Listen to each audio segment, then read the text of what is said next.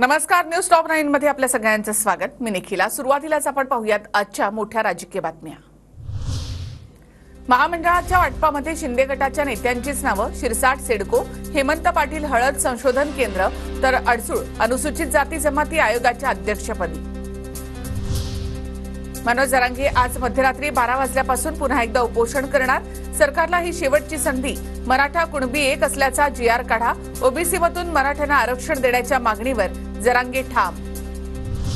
पंढरपूरमध्ये धनगर समाजाची राज्यव्यापी बैठकीला सुरुवात. प्रकाश शेंडगे धनगर समाजाचे पदाधिकारी बैठकीसाठी उपस्थित.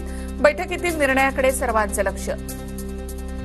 भुजबळांना फक्त दंगली घडवायच्या आहेत. गृहमंत्र्यांना सांगून ठेवतो, माझ्या एकाही माणसाला खर्चटायला नको. आजपासून सुरू होणाऱ्या उपोषणाच्या पार्श्वभूमीवर जरांगेंचा इशारा. सरकारकडून फक्त जातीयवाद फोफावण्याचं आणि समाजामध्ये वितुष्ट निर्माण करण्याचं काम सुरू. विरोधी पक्षनेते अंबादास दानवे यांची टीका. अमित ठाकरे विधानसभा निवडणूक लढवण्याच्या तयारीमध्ये. मनसे नेते आणि सरचिटणीसांच्या बैठकीत भूमिका व्यक्त. अमित ठाकरे माहीम, भांडूप किंवा मागाठाणे यापैकी एका जागेवर विधानसभा निवडणूक लढण्याची शक्यता.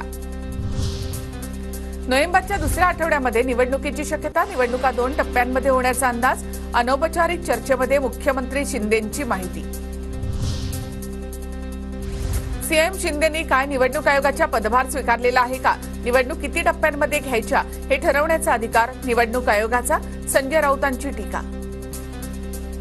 चुनाव कब होगा ये मुख्यमंत्री नहीं तय करेंगे, ये चुनाव आयोग तय करेगा. और चुनाव आयोग तब तय करेगा जब उनको मोदी और अमित शाह से सिग्नल मिलेगा.